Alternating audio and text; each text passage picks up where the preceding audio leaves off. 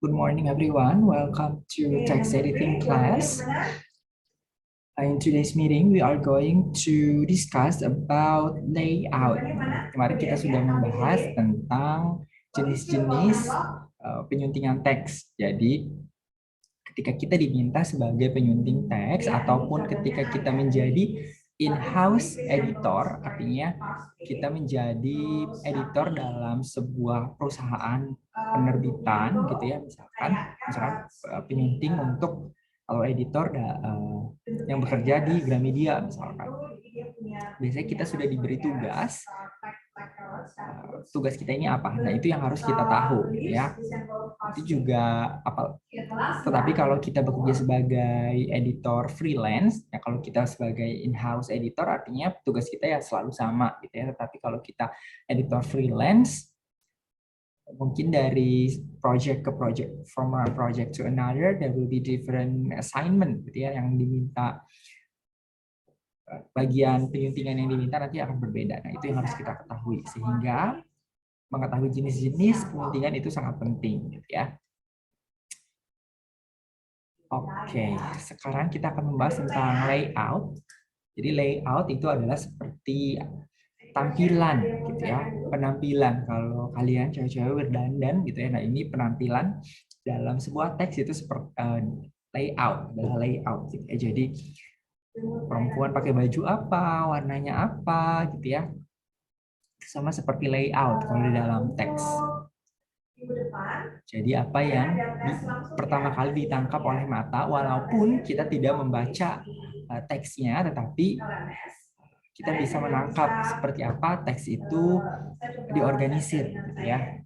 Artinya yang pertama adalah beberapa elemen penting dalam layout adalah paper format.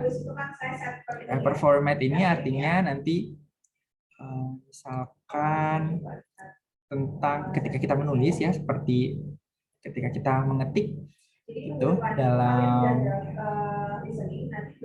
Microsoft Word.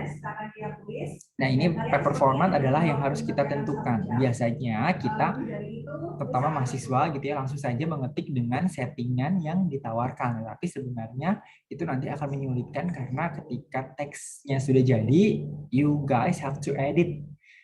Padahal ketika formatnya sudah ditentukan di awal, nah ini di kemudian hari setelah selesai, nanti kalian tidak perlu mengedit lagi gitu ya format dari paper. Jadi walaupun tidak ada kertas di sini, tetapi lembar halaman yang ada di Microsoft Word itu diibaratkan kertas ya. Jadi namanya paper format. Nah, ini juga yang biasanya tidak diperhatikan oleh penulis gitu ya. Penulis lebih fokus ke ide gitu, dan penulis juga biasanya tahu kalau teksnya ini, naskahnya itu akan melewati proses penyuntingan atau beberapa proses penyuntingan, sehingga ketika menulis ya dia menulis saja gitu ya. Jadi tidak mementingkan format dari laman dia mengetik. Tetapi kita sebagai akademisi, mahasiswa gitu ya, itu harus memperhatikan. Karena ketika tampilannya itu sudah rapi gitu ya, terutama ketika menulis skripsi gitu ya, pembimbing, penguji nanti tidak akan mempermasalahkan hal-hal yang kecil seperti ini yang bisa kalian hindari dengan mudah gitu ya. Ini kan hal-hal kecil sekali. Kalau itu bisa, kalau sudah tidak ada masalah gitu ya dengan layout, nanti akan lebih cepat proses bimbingan. Tapi kalau layout saja masih belum benar, nanti pembimbing itu akan mengulang lagi, akan harus membenarkan lagi untuk masalah layout dan lain-lain. Jadi nanti lebih lama proses pembimbingan. Tetapi kalau urusan seperti ini sudah beres, sudah rapi dari awal, saya rasa akan bisa lebih cepat itu ya proses bimbingan. Oke, yang berikutnya adalah page orientation. Page orientation adalah landscape atau portrait. Portrait adalah yang kertasnya berdiri memanjang seperti ini, memanjang ke bawah. Kalau landscape adalah yang memanjang ke samping ya. Biasanya dalam penulisan akademis itu adalah, ataupun buku, biasanya memanjang ke bawah atau portrait ya orientation-nya. sampai tanggal 19 jam setengah 5. Lalu yang berikutnya adalah page margin. Page margin adalah batas dari di mana tulisan dengan lebarnya atau besarnya, luasnya si kertas. Gitu. Jadi kalau ini saya menggunakan format ya ke rata kiri. Nah dari rata kiri sampai ke batas ujung kertas ini yang dinamakan margin. Begitu juga di sebelah kanan gitu ya. Ataupun yang di atas. Jadi margin itu ada margin atas, margin bawah, margin kanan, margin kiri. Ini masing-masing nanti punya aturan sendiri-sendiri. Jadi kembali lagi, biasanya ketika kita misalkan sebagai editor yang bekerja dalam sebuah perusahaan percetakan, masing-masing perusahaan nanti memiliki settingannya atau template atau standar masing-masing. Ataupun ketika menjadi penyunting freelance, nanti kita harus mengikuti tujuan di mana teks nantinya ini akan diterbitkan. Sehingga nanti harus ketika kita akan sebelum memulai proses penyuntingan, kita harus mengetahui dulu seperti apa yang standar yang diminta oleh tempat teks nantinya ini akan dipublikasikan. Biasanya kalau penulisan akademis ya seperti skripsi itu jarak atas, margin atasnya itu 4, margin kiri 4, margin kanan dan bawah itu 3. Biasanya aturannya seperti itu. Jadi 4, 4, 3, 3. Ya. Lalu berikutnya page size. Page size adalah ukuran kertas. Jadi satu halamannya itu diibaratkan harus disesuaikan dengan ukuran nantinya teks ini dicetak. Ukuran kertas teksnya ini dicetak nanti sebesar apa, ukurannya apa, apakah A4 atau F4, itu perbedaannya sedikit tapi harus diperhatikan gitu ya, karena nanti misalkan ketika membuat teks dalam bentuknya A4 tetapi nanti dicetaknya dalam F4 nanti akan terlalu banyak sisa karena F4 itu lebih besar dari A4, lebih panjang lebih panjang dan lebih lebar. Tapi kalau sebaliknya gitu ya, ketika kalian menulis untuk F4 tetapi dicetak dalam A4, nanti jaraknya akan kecil sekali marginnya atau bahkan mungkin bisa terpotong halamannya. Itu yang harus kita hindari. Jadi ketika mulai mengetik lebih baik harus mulai memperhatikan masalah layout. Tetapi kalaupun kita adalah sebagai penyunting, layout adalah hal yang pertama yang harus diperhatikan sebelum masuk ke membaca teksnya, gitu ya. Karena nantinya dari orientation, margin, size ini menentukan seberapa banyak kata yang bisa atau seberapa banyak baris yang bisa atau yang termasuk dalam satu halaman, gitu ya. Jadi satu halaman nanti tergantung dari orientation, margin, dan ukuran kertasnya. Berapa banyak halaman yang bisa dimuat dalam satu halaman. Jadi ini yang harus kita perhatikan. Biasanya memang ketika kita membuka MS Word pertama kali nanti langsung ada settingannya, dan ini nanti termasuk juga dengan font atau jenis huruf. Nanti jenis huruf juga mempengaruhi, bukan hanya besar. Kalau besar tentu saja mempengaruhi ya, berapa banyak yang bisa dimuat dalam, berapa banyak baris atau kata yang bisa dimuat dalam satu halaman. Tapi jenisnya pun itu bisa mempengaruhi, sehingga ini yang harus kita perhatikan. Biasanya kalau dalam penulisan akademis, standarnya adalah Times, atau jenis fontnya adalah Times New Roman dengan besar 12 fontnya gitu ya. Sedangkan untuk ukuran kertasnya itu biasanya 8,5 inch kali 11, inci gitu. Ini biasanya yang legal kalau nggak salah. Nah ini untuk pengaturan ini bisa kalian lihat di subheader bagian atas ya. Ini kan ada file, home, insert, design, layout. Nah di bagian layout bisa kalian lihat di situ ada orientation, ada margin, ada size, column. Ini juga nanti kalau kalian mengedit, menyunting jurnal akademis, itu banyak sekali jurnal akademis yang format halamannya itu dalam 2 kolom. Ini itu 1 kolom ya. Jadi satu baris hanya ada 1. Ya, tapi bisa jadi dua seperti ini. Nah, ini kalian harus perhatikan. Kenapa layout harus diperhatikan di awal? Karena kalau kalian sudah terlanjur menyunting isian, jadi ada peraturan-peraturan tidak tertulis yang sebenarnya harus kita ikuti ya. Contohnya misalkan di baris paling bawah, di setiap halaman baris paling bawahnya itu tidak boleh hanya ada satu baris. Jadi misalkan seperti ini itu tidak boleh. Ini hanya ada line and space, paragraph spacing. Ini tidak boleh. Ini line and paragraph spacing ini harus ikut ke halaman berikutnya. Seperti ini, ya. Nah, kalau kalian sudah mengedit kata-katanya, tetapi kemudian baru mengedit layoutnya, hal-hal ini akan banyak sekali ditemukan, gitu ya, karena kalian ketika menyunting belum memiliki format yang tepat yang nantinya akan digunakan, sehingga nanti penyuntingannya berulang-ulang, gitu. Jadi kerjanya bolak-balik seperti itu. Begitu juga dengan di awal halaman itu tidak boleh hanya ada satu baris, jadi minimal harus ada dua baris. Jadi misalkan ini lanjutan dari paragraf sebelumnya, gitu ya. Ini saya rubah di halaman barunya, paling atasnya itu ada dua halaman. Ini boleh.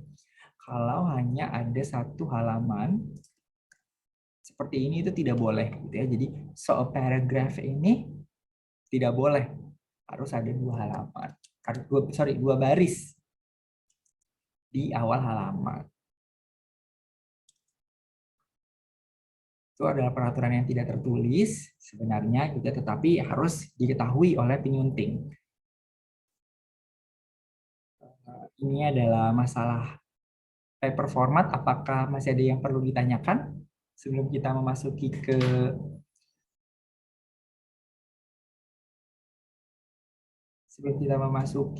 materi berikutnya?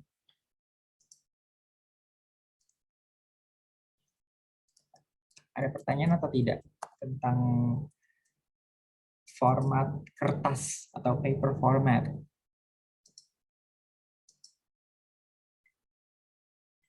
Belum, Tidak ada. Sir. Oke. Kalau begitu kita lanjutkan.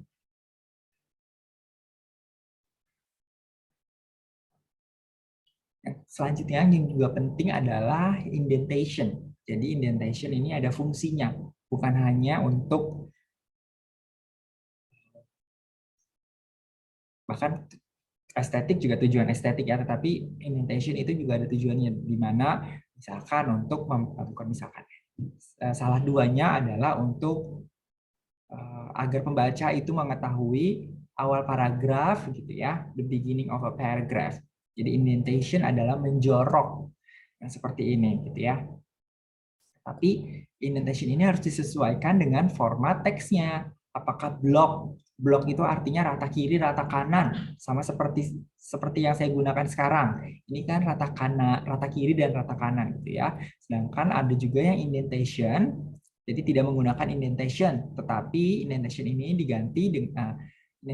diganti dengan space after paragraph.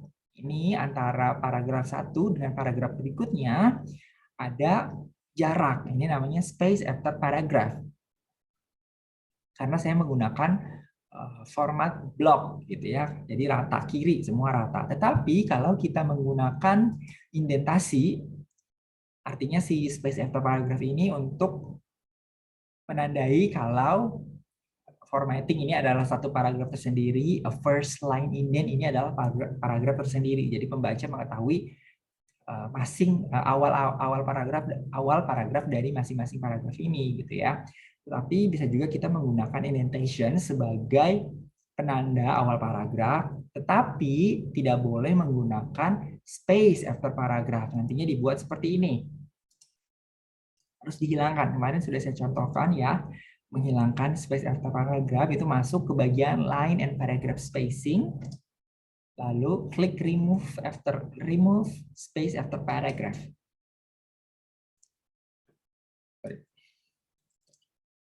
Nah, ini kan jadi tidak ada jarak ya antara paragraf 1 dengan paragraf berikutnya. Sehingga harus diberi indentation untuk menandai agar pembaca mengetahui awal paragraf. Kalau seperti ini, itu pembaca bingung gitu ya, paragraf barunya yang mana. Tetapi dua-duanya tidak boleh dilakukan secara bersamaan, tidak boleh dipakai secara bersamaan. Jadi hanya boleh menggunakan salah satu. Jadi ini sering sekali terjadi dalam draft atau naskah skripsi mahasiswa gitu ya. Jadi menggunakan indentasi tetapi ada jarak antar paragrafnya. Itu tidak boleh. That's called cheating gitu ya. Jadi karena ada space jadi nanti tulisannya terlihat banyak. Tuh. Sudah. Kalau di banyak universitas, terutama universitas luar negeri, itu justru malah dibatasi jumlah halaman tugas akhir itu. Jadi tidak boleh terlalu banyak. Friend of mine who took a master degree in the Netherlands, teman saya yang kuliah di Belanda, tesisnya itu maksimal hanya boleh 75 halaman. Jadi apa yang dia tulis itu benar-benar dia pikirkan dan formatnya pun benar-benar mengikuti standar yang ditentukan University of Leiden. Jadi tiap kata, tiap format itu harus benar-benar dimanfaatkan semaksimal mungkin karena jumlahnya dibatasi 75 itu. Kalau kebanyakan kakak tingkat kalian itu malah dibanyak-banyakin biar terlihat banyak. Segala cara dilakukan agar terlihat banyak, salah satunya dengan memberikan jarak antar paragraf, padahal itu tidak boleh. Tidak boleh gitu ya. Jadi seperti kalau dalam grammar itu ketika menulis kalimat dalam past tense, verbnya dibuat verb 2 tetapi masih menggunakan did, itu seperti itu ya hukumnya antara menggunakan indentation atau menggunakan space after paragraph, itu yang tidak boleh. Menjorok indentasi yang menjorok ke kanan dengan space after paragraph, jadi hanya boleh menggunakan salah satunya saja. Jadi memang nanti kembali lagi tergantung seperti format yang diminta. Gitu ya. Ketika kita menyunting, kita tidak boleh menggunakan aturan sendiri, gitu ya. Kalau memang tidak ditetapkan peraturannya seperti apa, artinya kita mengikuti peraturan standar yang internasional, gitu ya. Misalkan yang common sense, gitu ya. Artinya ketika menyunting karya sastra itu banyak yang menggunakan blok paragraf seperti ini. Jadi semua rata kiri, tidak menggunakan indentasi. Tapi banyak juga yang menggunakan indentasi gitu ya. Tetapi kalau misalkan kita diminta menyunting sebuah sebuah artikel yang nantinya akan diterbitkan di jurnal akademis gitu ya. Nah, itu kita harus mengetahui tujuan jurnal akademisnya ini jurnal apa, kita gunakan standarnya seperti apa, apakah rata kiri atau rata kanan, karena ini nanti akan sangat berbeda-beda. Setiap jurnal memiliki standar atau template, kalau bahasa Indonesia itu gaya selingkung yang berbeda-beda yang harus kita tentukan. Tapi memang biasanya untuk tulisan akademis seperti skripsi, tesis itu menggunakan indentasi yang menjorok ke kanan di awal, di baris pertama setiap paragrafnya seperti ini gitu ya. Tapi ingat tidak boleh menggunakan dua-duanya. Lalu cara memberi indentasinya pun jangan menggunakan space bar atau menggunakan spasi ditambah 1 seperti ini. Ini seperti kalian ke mall, ada eskalator, tapi kalian lebih memilih tangga biasa. Ya, tidak apa-apa, bagus untuk kesehatan gitu ya. Tetapi it's such a waste of time gitu ya. Dan memberikan indentasi menggunakan spacebar tidak ada keuntungannya untuk kesehatan. Kalau naik tangga jalan itu ada untungnya untuk kesehatan. Tapi kalau memberikan indentasi dengan menggunakan spacebar tidak ada hubungannya dengan kesehatan. Jadi harus dihindari. Gunakan saja tab seperti ini. Tetapi tab pun harus kita perhatikan gitu ya. Misalkan ini menjoroknya itu di atas gitu ya, di kanan kiri Word document gitu ya, Word MS Word di Microsoft Word itu ada namanya ruler, penggaris ya. Jadi ini angka 1, 2, 3 ini adalah penggaris ruler yang kita bisa gunakan sebagai acuan. Ini menurut saya ini otomatis ya, ini bawaan settingan standarnya ketika saya tekan tab langsung seperti ini. Tetapi ini menurut saya terlalu menjorok satu titik gitu ya. Ini bisa kita geser seperti ini. Biasanya ketika kita ini satu paragraf gitu ya, lalu kita membuat paragraf baru, nanti bawahnya sudah mengikuti. Jadi memang lebih baik itu kita lakukan di awal karena nanti kesananya akan mengikuti. Gitu. Jadi daripada kita harus mengulang lagi, menyunting, melihat satu-satu, merubah semuanya dari satu persatu dari awal lagi. Itu kerja 2 kali namanya. Jadi tidak boleh memberikan indentasi dengan menggunakan spacebar. Lalu juga ketika tadi contohnya misalkan ketika ada satu baris yang tersisa di bawah seperti ini. Biasanya kebanyakan orang itu akan menggunakan spasi. Misalkan contohnya adalah misalkan ini ya. Ini harusnya si how deep an indentation ini harusnya ada di misalkan ini adalah bab 1 gitu ya. Kalau bab itu kan harus ganti halaman ya. Kalau subbab tidak perlu ganti halaman. Ini adalah bab 1 gitu ya misalkan. How deep an indentation ini adalah bab 2 gitu ya. Banyak orang terutama mahasiswa ya yang akan menggunakan enter bar. Jadi dia memberikan enter satu persatu agar how deep an indentation ini pindah ke halaman berikutnya dan memulai bab selanjutnya. Ini juga tidak boleh. Kenapa? Karena ketika kalian menambahkan sesuatu, ya baik itu menambahkan kalimat baru ataupun menambahkan dan lain-lain gitu ya, atau ada yang direvisi di bagian atas sebelumnya, nanti ini ke bawahnya akan berubah. Nih, tuh. Ya, jadi si how deep an indentation ini nantinya akan semakin terus ke bawah ketika kalian menambahkan apapun yang kalian tambahkan di halaman sebelumnya. Lalu bagaimana cara memberikan atau memulai satu halaman yang baru dengan benar? Yaitu dengan kita masuk ke bagian insert, lalu kita tambahkan page break. Nah, ini sudah pindah di halaman baru. Dan ketika kita menambahkan kalimat atau paragraf baru di halaman sebelumnya, ya pindah ke halaman baru, gitu ya. Jadi tidak terganggu. Jadi akan selalu line and paragraph spacing ini akan selalu berada di bagian atas lembar atau halaman baru, gitu. Jadi tidak akan berada di bawah, tidak akan menyatu kembali gitu dengan halaman sebelumnya. Kalau kita menggunakan atau memberikan enter satu persatu. Gitu. Sampai sini apakah bisa dimengerti?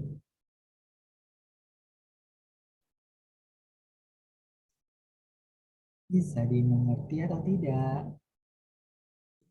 Bisa, Sar. Oke. Bisa sih.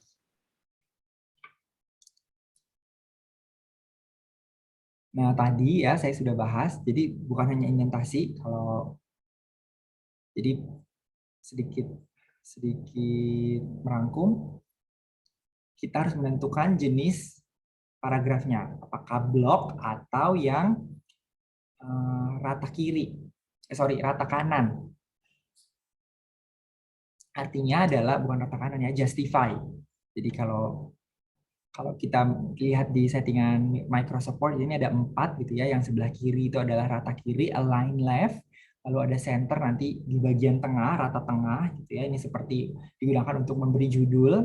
Lalu ada, ini juga banyak sering ditemui gitu ya, ketika memberi judul, mahasiswa itu menambahkan dengan spasi sampai judulnya ini berada di tengah. Itu such a waste of time dan tidak rapi gitu ya. Belum tentu mata kalian bisa dengan tepat meletakkan judulnya ini berada di tengah dengan jumlah spasinya gitu ya. Jadi harus menggunakan center, langsung otomatis di tengah. Lalu berikutnya ada align right, jadi rata kanan. Nanti ratanya hanya ada di sebelah kanan. Atau ada juga yang justify, rata kanan, rata kiri. Nah, justify, rata kanan, rata kiri pun harus kita tentukan gitu ya, jenis paragrafnya. Apakah kan blok, artinya awal masing-masing paragraf itu berada di sebelah kiri ujungnya, sama dengan baris paragraf selanjutnya, atau menggunakan indentasi. Kalau indentasi berarti tadi gitu ya, menjorok ke kanan, tetapi tidak boleh ada space after paragraph.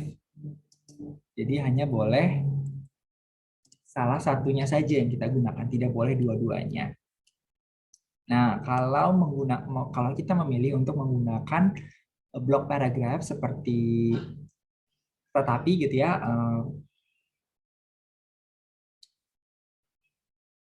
kalau blok paragraf itu kan menggunakan space after paragraph, tetapi space after paragraph juga bisa digunakan untuk menandai separate subchapter. Contohnya misalkan ini ya, ini kan paper format, page orientation, page margin, page size itu masih dalam satu subchapternya paper format gitu ya, sehingga bisa diberikan jarak seperti ini, boleh itu. Tapi kalau dalam Word, kalau kita menggunakan ini, karena saya menggunakan blok paragraf, artinya rata kiri semua gitu ya. Jadi ini sudah ada jarak karena diperbolehkan memberikan space after paragraph ketika menggunakan blok paragraf. Tetapi kalau saya menggunakan indentasi yang kanan ya, saya kasih contoh.